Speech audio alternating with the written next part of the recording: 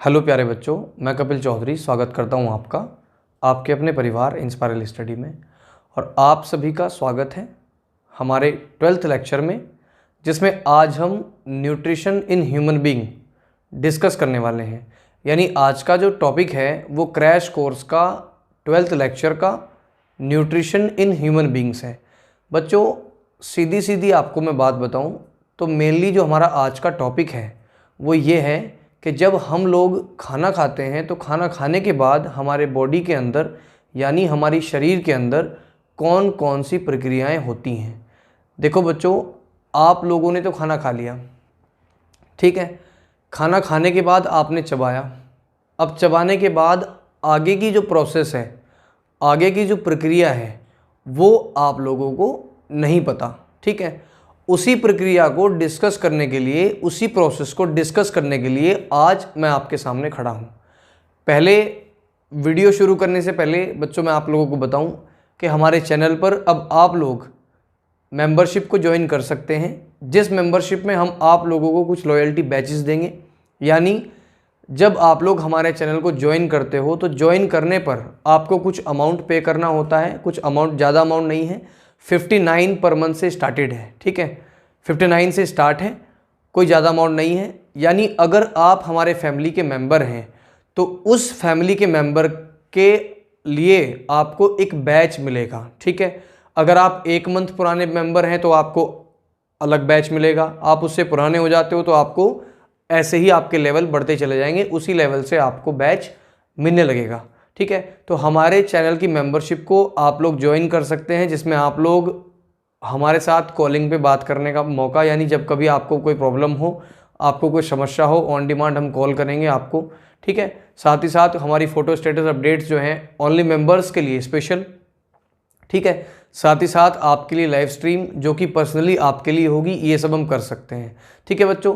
चलिए अब हम अपने टॉपिक को शुरू करते हैं। देखिए बच्चों, जब न्यूट्रिशन इन ह्यूमन बीइंग पढ़ते हैं तो सिंपल सी भाषा में आप लोग जानिए कि हम लोग अपने आप जब खाना खाते हैं तो वो खाने की प्रोसेस, यानी जैसे हमारी बॉडी के अंदर खाना एंटर करता है, फूड एंटर करता है, तो वो उसका पाचन कैसे होता है, कैसे वो पचता है, कौन कौन सी चीज़ें उसमें हेल्पफुल होती हैं, ये सब चीज़ें हम जान लेते हैं। पहले बच्चों, सबसे पहले आप ये देख लीजिए कि जो आपके सामने यहाँ पर स्क्रीन पर आपके जो डायग्राम आपको शो हो रहा है, ठीक है, उस डायग्राम में कितनी सारी चीज़ें हैं, कितने सारे ऑर्गन्स हैं, उन सभी को आप लोगों ने देख लेना है। मैं रिक्वेस्ट ये करता हूँ आप लोगों से, जब आप इस चैप्टर को पढ़ें यानी इस वीडियो को देखें तो आप लोग ये जो डायग्राम यहाँ पर शो हो रहा है उसको अपने सामने रखें, ताकि मैं आप लोगों को बता सकूँ कि कौन चीज़ें कहाँ हैं, ठीक है।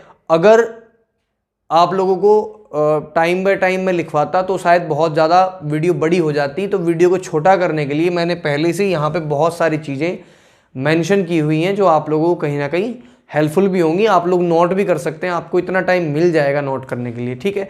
तो बच्चों शुरू करते हैं अपना टॉपिक। जब हम खाना खाते हैं, खाना खाने पर वो कुछ ऑर्गन्स की सहायता लेता है, कुछ चीज़ों की सहायता लेता है, हेल्प लेता है, ठीक है। यानी सबसे पहले मैं आप लोगों को बताऊं कि जब हम फूड अपनी बॉडी के अंदर लेते हैं, अपनी माउथ के अंदर लेते हैं, तो सबसे पहले हम उसको चीव करते हैं, ठीक है, ग्राइंडिंग करते हैं उसकी, यानी खाना खाते हैं, खाने के बाद उसको अपने दांतों से काटते हैं, कुतरते हैं, ठीक है, और हमारे दांतों की वजह से उसको पीसते भी हैं। जब वो पिस जाता है, बहुत अच्छी तरीके से हो जाता है, तो उसके बाद वो अंदर जाता है, ठीक है। अभी यहाँ नंबर 1 से स्टार्ट करेंगे, 1 बाय 1 आप लोग बस समझ के चलना। देखो बच्चों, जिन ऑर्गन्स की सहायता हमारा फूड लेता है डाइजेस्ट होने के लिए, वो आपके क्या क्या हैं पहले वो जान लीजिए। देखो बच्चों, सबसे पहला जो पॉइंट है वो है आहार नाल, यानी एलिमेंट्री कैनाल। देखो बच्चों, एलिमेंट्री कैनाल क्या होती है, उसके अंदर क्या क्या चीज़ें प्रेजेंट होती हैं। देखो वैसे तो जो एलिमेंट्री कैनाल है आप लोगों की, वो माउथ से लेकर के और हमारे जहाँ तक फूड डाइजेस्ट होता है वहाँ तक होती है, ठीक है, क्लियर। अब उसके बाद में लेकिन इसके अंदर बहुत सारी चीज़ें ऐसी हैं जो हेल्पफुल होती हैं फूड के डाइजेशन में, क्योंकि सबसे पहला काम इन्हीं का है। एक क्वेश्चन यहाँ से हमेशा डेवलप होता है कि भोजन की प्रक्रिया कहाँ से शुरू होती है, यानी the process of taking food starts from. तो कुछ बच्चे उसमें जो आंसर दे के आते हैं वो दे के आते हैं कि बाई हैंड, यानी हाथ से शुरू, क्योंकि हाथ से ही हम खा रहे हैं। ऐसा बच्चे करते हैं, बहुत बच्चे करते हैं, मैं ये नहीं कहता कि आप लोग करते हो, लेकिन बहुत बच्चे ऐसा करते हैं। तो ये जो क्वेश्चन है इसका आंसर होता है माउथ, क्योंकि माउथ से ही तो हम खाना शुरू करते हैं। हाथ का काम तो बस उसको वहाँ से वहाँ तक ट्रांसफ़र करना होता है, ठीक है। तो यहाँ पर हमारे पास माउथ और अपनी बकल कैविटी होती है इसके अंदर, ठीक है। ये जो पूरी एलिमेंट्री कैनाल है, ये पूरा सिस्टम है आपका, ये एलिमेंट्री कैनाल के अंदर ही आएगा, ठीक है। अब उसके बाद देख लेते हैं कि एलिमेंट्री कैनाल में सबसे शुरू में जो आती है चीज़ें वो है माउथ और बकल कैविटी। देखो बच्चों, ये जो हमारा पूरा सिस्टम है ना, ये अंदर का जो सिस्टम है ये पूरा बकल कैविटी होता है, ठीक है। माउथ है हमारा मुख, जहाँ से हम अपना खाना खाते हैं, ठीक है, क्लियर। उसके बाद में यहाँ पर हमारे कुछ दांत हमारी बॉडी के अंदर, हमारे माउथ के अंदर आपको दिखाई देते हैं। आप लोग अपने दांत भी देख सकते हो, ठीक है। 4 प्रकार के आपके दांत होते हैं, ठीक है, इंसीजर, कैनाइन, मॉलर और प्रीमोलर, ठीक है। एक बार फिर रिपीट कर रहा हूँ, इंसीजर, कैनाइन, मॉलर और प्रीमोलर, क्लियर है। 4 प्रकार के हमारे दांत होते हैं, उनकी संख्याएं अलग अलग होती हैं, वो चीज़ अलग है, लेकिन आप लोगों को बता देता हूँ कि 4 types of teeths are present in our mouth, यानी हमारे माउथ में 4 प्रकार के दांत उपस्थित होते हैं, इंसीजर, कैनाइन, मॉलर और प्रीमोलर। यहाँ तक क्लियर हो गया होगा। उसके बाद ये जो दांत हैं आप लोगों के, जैसे इंसीजर हुआ, कैनाइन हुआ, मॉलर हुआ, प्रीमोलर हुआ, जो मॉलर और प्रीमोलर हैं, ठीक है, जो मॉलर और प्रीमोलर हैं वो आपके फूड को पीसने का काम करते हैं, ठीक है, समझ जाइएगा। मॉलर प्रीमोलर जो आपके पीछे वाले, जिनको आप जाड़ भी कहते हो, ठीक है, सिंपल सी भाषा में आप लोग समझ के चलिए, ठीक है, ये आपके भोजन को पीसने का काम करते हैं, यानी फूड को पीसने का काम इनका है। उसके बाद इंसीजर की बात करेंगे तो इंसीजर का काम होता है काटना, ठीक है। आपके फूड जो आपने अंदर खाया है उसको काटने का काम क्या करता है, इंसीजर करता है, ठीक है। उसके बाद में कैनाइन, कैनाइन जो है आपके बहुत ही इंपॉर्टेंट है, ठीक है, ये फूड को चीरने फाड़ने का काम करते हैं। आप लोगों को मैं बताऊं, ठीक है, आप लोग अपने माउथ के सामने देख सकते हैं, ये जो दांत है आपके, ये नुकीले दांत जो हैं, एक इधर होगा, एक इधर होगा, एक नीचे होगा, एक ऊपर, एक साइड में होगा, यानी 2 ऊपर और 2 नीचे, ठीक है। मैं यहाँ से दिखा नहीं सकता, लेकिन आप लोग देख लीजिएगा। एक तो माउथ सामने होगी तो इंसीजर है, उसके बाद जो नेक्स्ट 2 हैं आपके नुकीले नुकीले जो ऐसे ऐसे निकले हुए हैं वो आपके कैनाइन होते हैं, ठीक है। आई होप कि यहाँ तक समझ आ गया होगा। उसके बाद में टंग, आपकी जीभ है, ठीक है। जीभ बहुत लोग तो सोचते हैं कि बोलने के काम भी आती है, वैसे तो है, लेकिन कहीं ना कहीं ये आप लोगों को स्वाद बताने का भी काम करती है। मान लीजिए आपने फूड खाया, ठीक है, तो फूड खट्टा है और बिटर यानी कड़वा है या फिर मीठा है, ये सब हमारी जीभ हमें बताती है, ठीक है ना। जीभ का अलग अलग पार्ट, जब हम कभी टंग को डिस्कस करेंगे तो आपको बताएंगे कि कौन सा पार्ट मीठा बताता है और कौन सा पार्ट हमारा खट्टा या नमक का बताता है, ठीक है। तो यहाँ आप लोग जान लीजिए कि जब हम फूड खाते हैं तो फूड खाने पर माउथ, बकल कैविटी, हमारी पूरी बकल कैविटी होती है माउथ के अंदर, टीथ और टंग, ठीक है, ये पूरा इसी के अंदर आता है बकल कैविटी के अंदर। तो टीथ 4 प्रकार के हैं, ये क्लियर हो गया होगा, और टंग जो है आपकी वो स्वाद बताने का काम करती है, ये भी आपका क्लियर। या फिर एक चीज़ और भी टंग का काम है, ये फूड को इधर से उधर ले जाने में भी बहुत ज़्यादा हेल्पफुल होती है। आप लोगों ने देखा होगा जब आप फूड को इधर से उधर लेके जाते हो तो ये ऐसे घूमती है, ठीक है, तो ये कहीं ना कहीं आपके लिए बहुत ज़्यादा हेल्पफुल है। उसके बाद नंबर 2 पे आते हैं फेरिंग्स, इसको हम कहते हैं ग्रसनी। आप लोग अपने डायग्राम में आइए, जो डायग्राम आपने अपने सामने रखा हुआ है उस डायग्राम में आप लोग देखिए, जो ग्रसनी होता है वो कहीं ना कहीं आपका जो फूड है और आपका जो विंड पाइप है, जब ये दोनों का पार्टीशन होता है उससे ऊपर का जो पार्ट है, ठीक है, जिसमें आपका भोजन वाला भी और आपका विंड वाला, वो वाला सिस्टम हम बोलते हैं फेरिंग्स, ठीक है। ये नीचे आकर के बट जाता है आपका विंड पाइप में और फूड पाइप में, ठीक है, ये आपका क्या होता है, फेरिंग्स, ठीक है। उसके बाद में हम लोग जो देखते हैं वो है नेक्स्ट हमारा ग्रसिका, यानी ओइसोफेगस, यानी ईसोफेगस भी इसको कह सकते हैं हम अपने हिसाब से। ओइसोफेगस, देखिए किसी भी चीज़ को अगर हमें पढ़ना है तो अपने हिसाब से पढ़ो, है ना, अपने हिसाब से प्रोनाउंसिएशन बनाओ। जब कोई दूसरे के सामने आप बोलोगे तब सही बोलो, अपने याद करने के लिए जिस तरीके से आप याद करना चाहें कर सकते हैं, ये कोई बड़ा इशू नहीं है। अब बात करते हैं हम किसकी, ईसोफेगस यानी ग्रसिका या ग्रास नली। आपको पता है कि जब हम फूड खा लेते हैं तो फूड खाने के बाद वो किसी तरह स्टमक में जाता है, आमाशय में जाता है, ठीक है। तो वो कब जाता है और किस माध्यम से जाता है ये पता होना चाहिए। देखिए हम लोग खाना खाते हैं, खाना हमने अचीव कर लिया तो ज़्यादा समय तक हम अपने माउथ के अंदर उसको नहीं रख सकते, है ना। जब हमको लगता है कि वो हमने कुतर दिया है, पीस दिया अच्छी तरीके से, तो हम उसको नीचे लेकर के जाते हैं। तो नीचे जब जाते हैं, नीचे जब फूड जाता है तो वो किसके माध्यम से जाता है, इसके माध्यम से, ग्रसिका या ग्रासनली, जिसको हम ईसोफेगस भी कहते हैं, उसके माध्यम से वो नीचे जाता है। एक चीज़ और मैं आप लोगों को बता दूं, कुछ लोग खाने के बड़े शौकीन होते हैं, है ना। कई बार आप लोग एक रोटी से बहुत ज़्यादा बाइट बनाते हो, ठीक है। कई बार कुछ लोग ऐसे हैं जो एक रोटी के 2 पीस बनाते हैं और उसको ऐसे करके अपना ठूस देते हैं बढ़िया तरीके से, ठीक है। तो जितना फूड आप लोग अंदर खाएंगे वो तो उतने हिसाब से आपका वो पीस के अपना उस हिसाब से बनेगा। अब मान लीजिए उसका अमाउंट थोड़ा ज़्यादा हो गया, है ना, उसकी जो क्वांटिटी है वो ज़्यादा हो गई, तो अब हम लोग क्या करते हैं, जैसे हम खाना खाते हैं तो वो अंदर नहीं जाता, पानी पीना पड़ता है ऊपर से, है ना। ये खाने वाले जो शौकीन होते हैं उनकी बात बता रहा हूँ, जो बेतुका खाते हैं, जिनको पता नहीं कैसे खाना, ठीक है। तो ये पानी लेते हैं अंदर से, तो पानी जब जाता है तो हम एक बहुत बड़ा ऐसे करके प्रेशर डालते हैं तो वो नीचे चला जाता है, फिर पानी पीना पड़ता है, तब तक वो नीचे नहीं जाता, तब तक पानी पीने की प्रोसेस जारी रहती है, ठीक है। तो उस बीच आपको पता नहीं है कि आप उस चीज़ का आपको नहीं पता, मैं बताने वाला हूँ, ठीक है। उस चीज़ में क्या होता है कि आप जैसे आपने पानी पिया तो वो जो फूड है वो किसी ना किसी तरीके ज़बरदस्ती नीचे धकेल लेंगे हम उसको, है ना, ज़बरदस्ती ले जाना पड़ेगा। तो असल में मान लीजिए जो हमारी फूड पाइप है, इस तरीके से मान लीजिए फूड पाइप है, तो ये इतना बड़ा इसमें लेके जाना, कैसे लेके जाएंगे, है ना। तो कहीं ना कहीं आपको पता है कि जो हमारा ईसोफेगस उसके अंदर श्लेष्मा यानी म्यूकस तो होता ही है ना। बाकी हम पानी भी पीते हैं जिससे कि वो अंदर चला जाए। तो कई बार क्या होता है कि जब क्वांटिटी ज़्यादा बढ़ जाती है उसकी, तो उसके अंदर, ठीक है, जैसे फूड नीचे पहुंचता है तो ये जो हमारा फूड पाइप है यहाँ पर, ठीक है, ये माइक आवाज़ तो आ रही है ना आप लोगों को, आवाज़ तो आनी चाहिए, नहीं तो दिक्कत आ जाएगी, ठीक है। तो जैसे फूड अंदर जाता है तो ये इस तरीके से थोड़ा अपना साइज़ बढ़ाता रहता है, यानी कि इसमें ऐसे करके साइज़ बढ़ता रहता है जहाँ तक वो फूड जाता है, नीचे नीचे करके, ठीक है। ज़्यादा ऐसा तो नहीं होगा, लेकिन हाँ इतना है तो इतना तो थोड़ा बहुत अपना चेंज हो जाएगा, ठीक है। तो ये इसमें मूवमेंट होता है, यानी संकुचन होता है, ठीक है, क्रमंकुचन भी इसको कहते हैं, पेरिस्टलिक मूवमेंट इसको हम इंग्लिश में कहते हैं, ठीक है।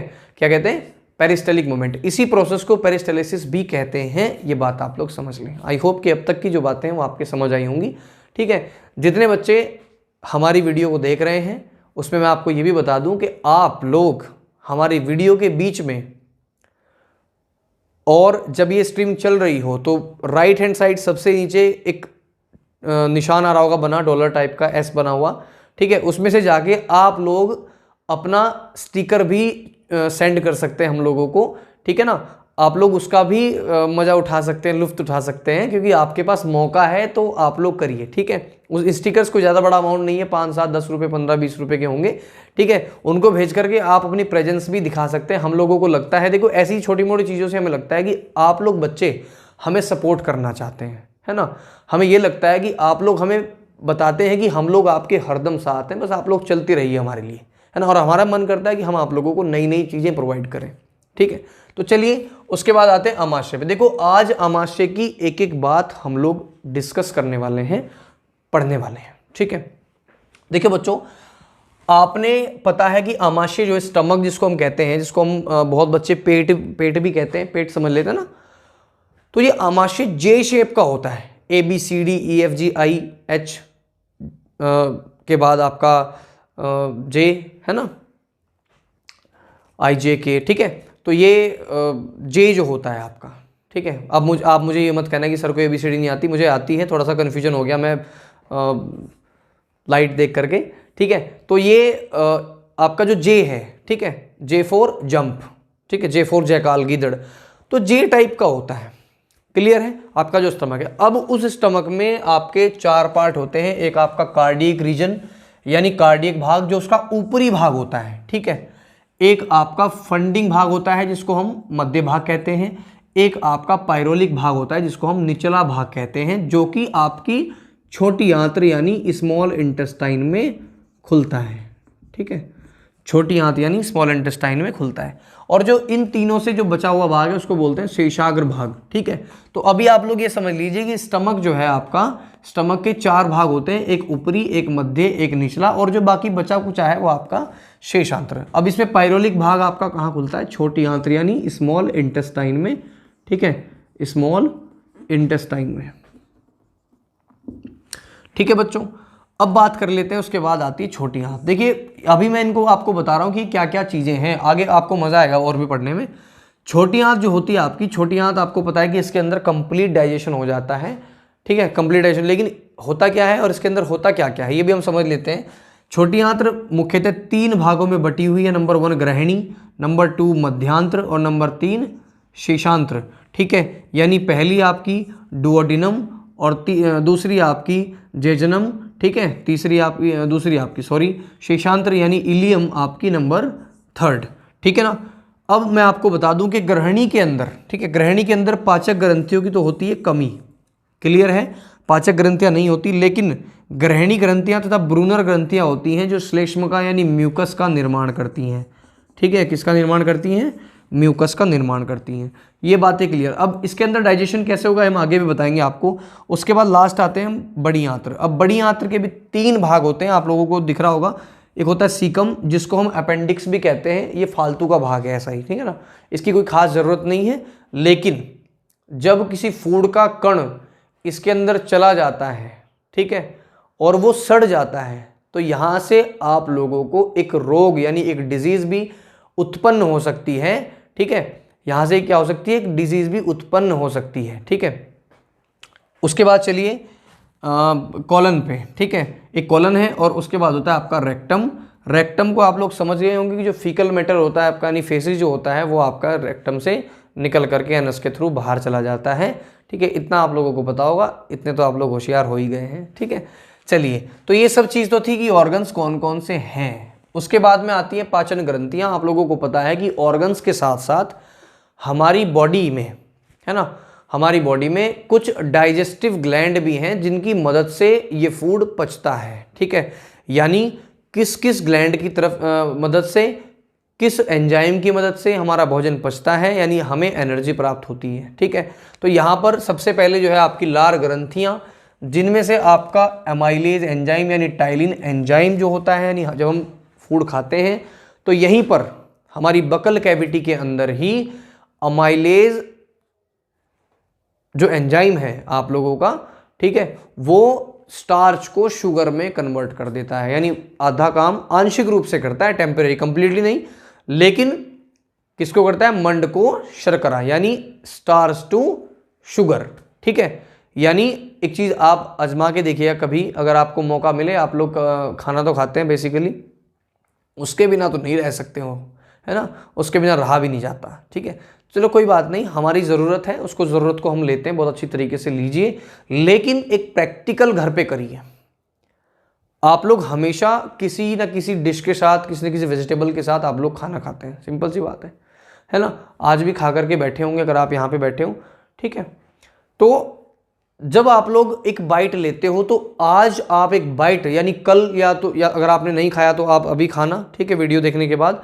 अगर आप कल खाओगे तो कल आप इस प्रैक्टिकल कर सकते हैं। आपको एक बाइट बिना किसी वेजिटेबल या डिश के साथ लेनी है, उसमें आपको कुछ नहीं लगाना, बस सूखी आपको वो चबानी है। उसको बहुत देर तक चबाइए, बहुत देर मतलब लगभग 3 या 4 मिनट बाद आपको लगेगा कि ऑटोमेटिक वो हमें मीठी लगनी शुरू हो जाती है। इट मीन्स कि उसका जो अंदर जो उसका स्टार्च है यानी जो कार्बोहाइड्रेट है, उसको वो किस में कन्वर्ट कर देता है? शर्करा यानी शुगर में। तो ऑटोमेटिक मीठा लगना शुरू हो जाएगा, इसमें तो कोई दो राय नहीं है, ठीक है। तो यहाँ पर सबसे पहले जो हमारा अमाइलेज है, जो हमारा टाइलिन एंजाइम है, वो स्टार्च को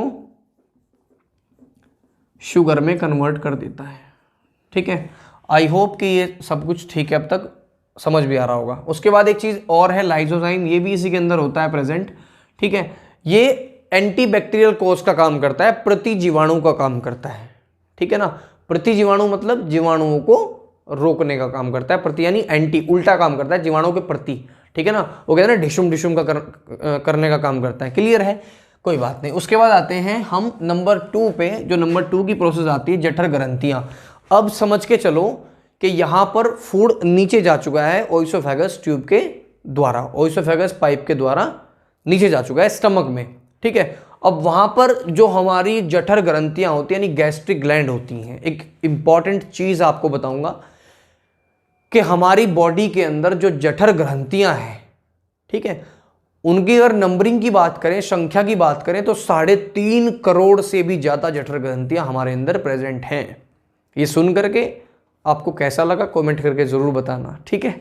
चलिए, कितनी होती है? लगभग 3.5 करोड़। और ये काम क्या करती हैं? काम भी तो इनका बहुत बढ़िया वाला काम है, ठीक है। चलिए, ये यहाँ पर HCl यानी हाइड्रोक्लोरिक एसिड, ठीक है, हाइड्रोक्लोरिक एसिड का काम करती हैं। म्यूकस यानी श्लेष्म, ठीक है, पेप्सिन एंजाइम और रेनिन एंजाइम। देखो बच्चों, HCl, म्यूकस, पेप्सिन और रेनिन तो हैं, ये तो हैं आपके एंजाइम्स, और म्यूकस है आपका श्लेष्म, ये चीज़ अलग है, ठीक है। HCl एक एसिड है और पेप्सिन और रेनिन दोनों एंजाइम्स हैं, और म्यूकस आपका श्लेष्म है, यानी म्यूकस आप समझते हैं कि फ्लूइड टाइप स्ट्रक्चर नहीं, फ्लूइड टाइप सब्सटेंस है, ठीक है। चलिए, उसके बाद में गैस्ट्रिन, ये एक हार्मोन है, ठीक है, ये भी वहीं पर सेक्रेट होता है जठर ग्रंथियों के द्वारा, ठीक है। अब HCl का काम हमारे मान लो स्टमक में चला गया वो HCl। अब HCl तो एसिड होता है, आप लोगों को पता है कि कहीं ना कहीं हमारे लिए वो हार्मफुल भी हो सकता है, लेकिन इम्पॉर्टेंट भी है। HCl का काम हमारी बॉडी के अंदर जो फूड गया है उसके अंदर अगर कोई बैक्टीरिया है तो वो वहाँ उसको किल करने का काम करता है, यानी मारने का काम करता है। मैं तेरा खून पी जाऊँगा, ठीक है ना, यानी आपके अंदर जो फूड आपने खाया है अगर उसके अंदर कोई बैक्टीरिया चला गया गलती से तो वो उसको मारेगा, HCl, क्लियर है। उसके बाद में म्यूकस की बात करते हैं। देखो, HCl और अदर जो एंजाइम्स हैं उनसे हमारे स्टमक की अंदर की लाइनिंग को खतरा है ना, हमारे अंदर की जो लाइनिंग है उसको खतरा है, खतरा साबित हो सकता है, ठीक है। इसीलिए म्यूकस बनाया हमारे भगवान ने हमारे लिए, ठीक है, जिससे कि हमारा स्टमक जो है अच्छी तरह से बचा रह सके, सेफ रह सके। तो ये इसकी इनर लाइनिंग को HCl और अदर डाइजेस्टिव जूसेस के जो एंजाइम्स हैं उनसे हमें बचाता है, हमारे स्टमक को बचाता है, ठीक है। शुक्र है भगवान तेरा, ठीक है। उसके बाद में पेप्सिन एंजाइम होता है, ये यहाँ पर आंशिक पाचन करता है किसका? प्रोटीन का, ठीक है, यानी प्रोटीन्स से आपका उनको प्रोटीन्स को पेप्टॉन्स में बदल देता है। साथ ही साथ HCl का एक और काम मेरे याद आ गया है। HCl जो हमारे अंदर फूड गया है, सिंपल सी बात है कि बेसिक मीडियम है, तो उस बेसिक मीडियम को वो नीचे लाता है, उसका pH मान लगभग 1.5 से 2.5 तक कर देता है, यानी उसके माध्यम को अम्लीय बना देता है, एसिडिक बना देता है, क्लियर है। ठीक है। उसके बाद ये गैस्ट्रिन आपका हार्मोन है। ये बात मैं आपको बता दूं कि दूध के अंदर एक प्रोटीन होती है, इसको केसिन कहते हैं। रेनिन एंजाइम उसको पचाने का काम करता है, लेकिन बाल्य अवस्था यानी बचपन की अवस्था में, लेकिन बाद में ये काम भी पेप्सिन के काम चढ़ जाता है, यानी इसकी जिम्मेदारी पेप्सिन को दे दी जाती है, क्लियर है। अब उसके बाद में नंबर 3 पे आते हैं लीवर, जो कि सबसे बड़ी ग्रंथि है, सबसे बड़ी ग्लैंड है हमारी बॉडी के अंदर, ठीक है। हमारी बॉडी के अंदर की सबसे बड़ी ग्लैंड लीवर को कहते हैं, ये बात आप लोग समझ लें। अब उसके अंदर से एक पित्रस सिक्रेट होता है जो कि पित्ताशय यानी गॉल ब्लैडर में स्टोर होता है, ठीक है। अब इसके अंदर बहुत सारे काम हैं इसके, जो लीवर है, लीवर एक मोस्ट इंपॉर्टेंट ग्लैंड है, ठीक है ना, हमारे लिए बहुत सारे काम करती है। फैट का सिंथेसिस ये करती है, यानी भोजन में के अंदर जो फैट होता है उसको पचाने का काम करती है। साथ ही साथ हेपेरिन जो हमारी ब्लड को जो हमारी रुधिर वाहिकाएं हैं उनमें जमने नहीं देता, है ना, जो हमारी आर्टरीज, वेन्स हैं, ब्लड वेसल्स, उनमें जमने नहीं देता बिल्कुल भी, है ना। कहीं ऐसा ना हो जाए कि हम इस चक्कर में रह जाए कि हमारी बॉडी के अंदर अगर हेपेरिन खत्म हो गया तो खत्म होने पर क्या होगा, हमारी बॉडी यानी हमारी जो ब्लड वेसल्स हैं, रुधिर वाहिकाएं हैं, उनके अंदर तो ब्लड जम जाएगा, है ना।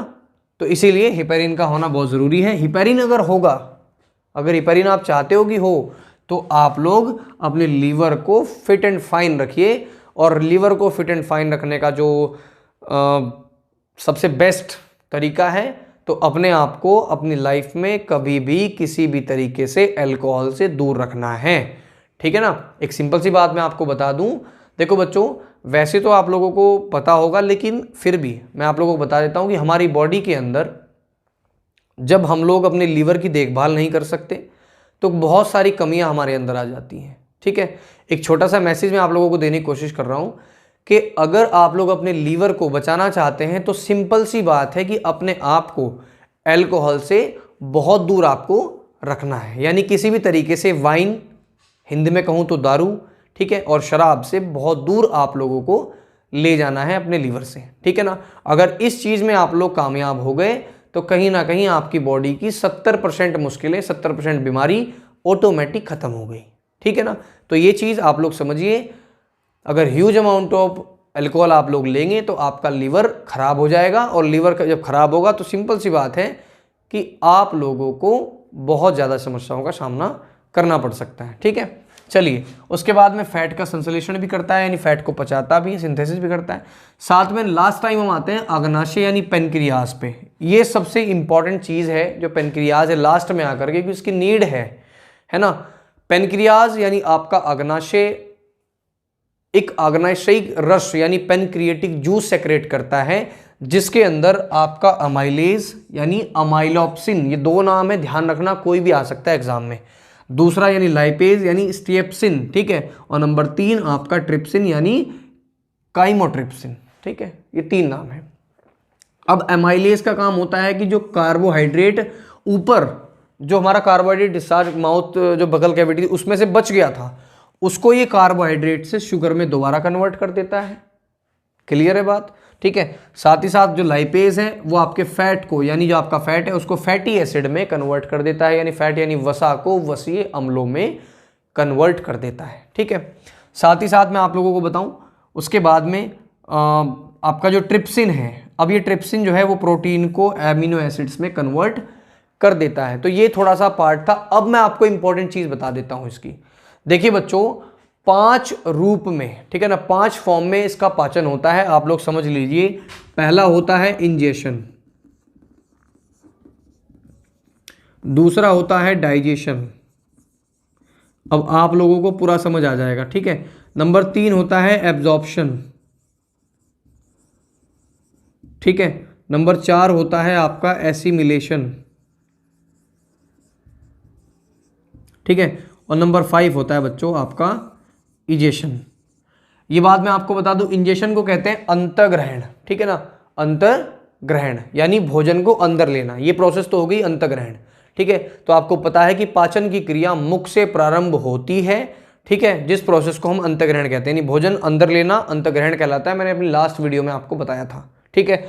दूसरा प्रोसेस हो गया डाइजेशन। डाइजेशन में क्या होगा, पहले डाइजेशन स्टमक के अंदर यानी आमाशय के अंदर होगा। आमाशय के अंदर जठर ग्रंथियां अपना कुछ रस सेक्रेट करती हैं, जैसे HCl, म्यूकस, पेप्सिन तथा रेनिन तथा एक गैस्ट्रिक हार्मोन होता है, ठीक है।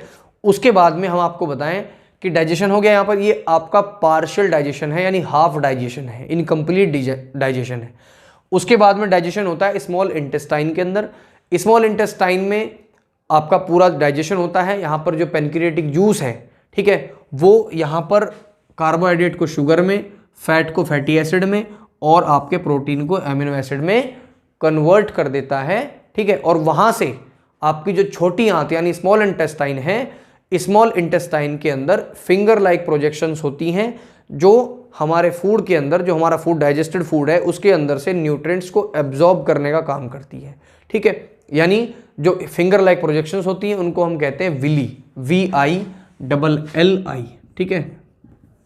ये विली आप लोगों के फूड को एब्जॉर्ब करने का काम करती है, यानी फूड के अंदर न्यूट्रिएंट्स को एब्जॉर्ब करने का काम करती हैं। यहाँ तक क्लियर हो गया। उसके बाद आती है एब्जॉर्प्शन। तो वही बात मैंने आपको बताई कि आपके बॉडी के अंदर डाइजेशन के बाद एब्जॉर्प्शन चलेगा, ठीक है, क्लियर। उसके बाद में एसिमिलेशन की बात करते हैं कि एसिमिलेशन होता है कि जब न्यूट्रिएंट्स हमने एब्जॉर्ब कर लिए, यानी हमारी विली ने एब्जॉर्ब कर लिए, तो समय जो आता है आपका वो आता है बॉडी में उसको एसिमिलेट करने का, ठीक है। उसको एसिमिलेट करने का काम आपका ब्लड करता है। आपका ब्लड आपकी बॉडी के वेरियस पार्ट्स में आपके जो न्यूट्रिएंट्स हैं उनको पहुंचा देता है, ठीक है, क्लियर। अब उसके बाद में प्रोसेस आती इजेशन। इजेशन एक ऐसा प्रोसेस है जो अनडाइजेस्टेड फूड होता है आपका। तो अनडाइजेस्टेड फूड जो होता है वो फूड आपकी बॉडी के अंदर से फीकल मैटर यानी फेसिस के रूप में बाहर निकल जाता है, यानी वेस्ट मटेरियल के रूप में बाहर निकल जाता है। तो मेरे हिसाब से बच्चों आज की जो हमारी क्लास थी वो बहुत ही इंपॉर्टेंट थी आप लोगों के लिए, क्लास 10th के बच्चों के लिए। ठीक है, कोई चीज़ अगर मिस हुई हो तो आप लोग कमेंट करके हमें बता सकते हैं। हमारी मिस्टेक्स अगर कुछ हुई हो तो आप लोग हमें कमेंट करके ज़रूर बताना, हम उस पर कुछ ना कुछ तो वर्क ज़रूर करेंगे अपनी आगे आने वाली वीडियोस में। ठीक है, आज हमने बहुत कम स्पीड में आप लोगों को बताया, वीडियो लंबी हुई होगी, कोई दिक्कत नहीं है। साथ ही साथ मैं आपको दोबारा बता दूं कि आप हमारे चैनल के साथ मेंबरशिप के साथ भी जुड़ सकते हैं, जिसमें आपको एक लिटिल अमाउंट पे करना होता है, और ये आप सभी के लिए मुझे पता है कि नॉर्मल है। इस मेंबरशिप के द्वारा आप हमें सपोर्ट भी कर सकते हैं, क्योंकि फिलहाल आपके कपिल सर के पास इतना ज़्यादा फाइनेंशियल नहीं है मामला कि हम लोग आपके लिए बहुत जल्दी बहुत तेज़ी से इक्विपमेंट्स बढ़ा लें। तो ये आप लोगों के सपोर्ट के कारण ही होगा कि हम जल्दी आगे ग्रो करें। उम्मीद करता हूँ आपको वीडियो अच्छी लगी होगी। वीडियो आपको अगर अच्छी लगी हो तो वीडियो को लाइक करिए, चैनल को सब्सक्राइब ज़रूर करिए, ताकि हमारा परिवार और ज़्यादा बढ़े और ऐसे ही हम और लोगों की भी हेल्प कर सकें। साथ ही साथ अगर कोई कमियां, कोई अच्छाइयां आपके दिमाग में हमारे प्रति आती है तो हमें कमेंट करके ज़रूर बताएं, हमें अच्छा लगेगा। आज की वीडियो में बच्चों बस इतना ही। जय हिंद, जय भारत।